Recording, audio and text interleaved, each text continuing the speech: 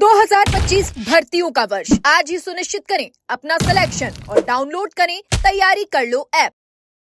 High court ने SI भर्ती रद्द कर दी है और कोर्ट ने डायरेक्शन दिया है कि जो नई भर्ती आई है 1015 पदों की, उसी के साथ ये भर्ती होगी और ये पद उसमें जोड़े जाएंगे।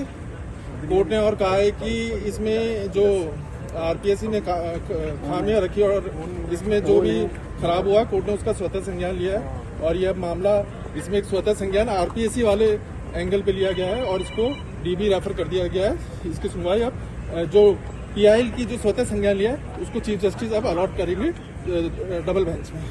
बाकी कोर्ट ने स्पष्ट भर्ती रद्द कर दी है।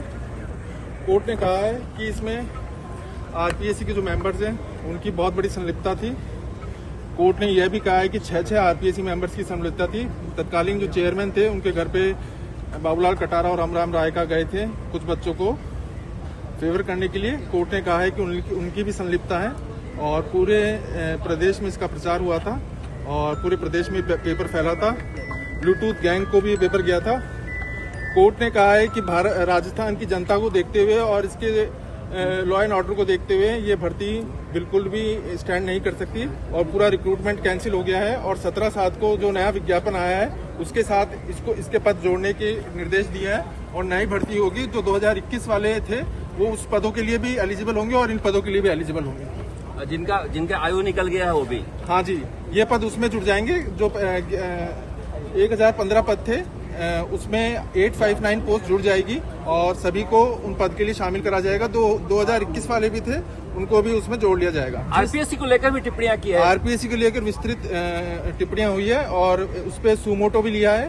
सुमोटो का होता है कि स्वतः संज्ञान, और उसमें जो आरपीएससी पे एसआईटी ने टिप्पणियां करी थी उनको नोट करा गया है और आरपीएससी को कैसे इम्प्रूव करा जाए और उस पर क्या क्या कर सकते हैं उस पर कोर्ट ने स्वतः संज्ञान लिया है। वो स्वतः संज्ञान लेके मामला चीफ जस्टिस साहब के सामने रखा जाएगा एडमिनिस्ट्रेटिव साइड पे, फिर वो ऑनरेबल डिवीजन बेंच में जाएगा, फिर वहां पे उसका सुमोटो का केस चलेगा। जो लोग अरेस्ट हुए उनके लिए कुछ कहा गया है? जो लोग अरेस्ट हुए हैं उनसे पैसे की रिकवरी होगी और जो लोग अभी अरेस्ट नहीं है उनके लिए भी भर्ती रद्द है। उनके खिलाफ कोर्ट की कोई टिप्पणी नहीं है, लेकिन कोर्ट ने जनहित को देखते हुए इस भर्ती को रद्द करा है। ये बिल्कुल बात सही है कि इसमें कुछ लोग हैं जो बिल्कुल सही हैं, हमारी भी उनके साथ भावनाएं हैं, लेकिन जनहित का मुद्दा था, पब्लिक इंटरेस्ट का था। एक भी अगर थानेदार गलत रखता है, कोर्ट ने कहा है वो गलत होगा और कोर्ट ने बैसाखी भट्टाचार्य बंगाल भर्ती का रेफरेंस दिया है और कहा है कि ये मामला कहीं भी नहीं टिक सकता और एक तरीके से ये बहुत दूषित भर्ती है। हर तरीके से 3 तरीके से इसमें पेपर लीक हुआ। एक आरपीएससी मेंबर्स, आरपीएससी 2 मेंबर्स ने पेपर लीक करा, फिर डमी कैंडिडेट्स बड़ी मात्रा में बैठाए गए और फिर इसमें जगदीश बिश्नोई गैंग और जो अन्य गैंग है।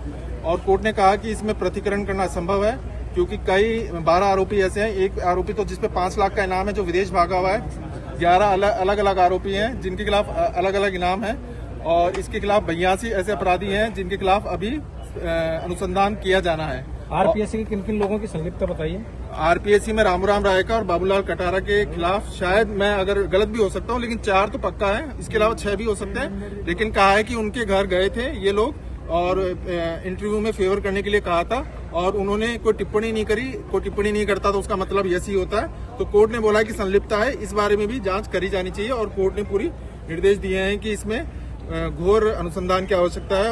और मैं आपके माध्यम से कहना चाहूंगा, ये केवल याचिकाकर्ताओं की जीत नहीं है, ये जो राजस्थान के बेरोजगार हैं 8 लाख लोग जो जिसमें इन्होंने आवेदन करा था, ये उन सभी की जीत है।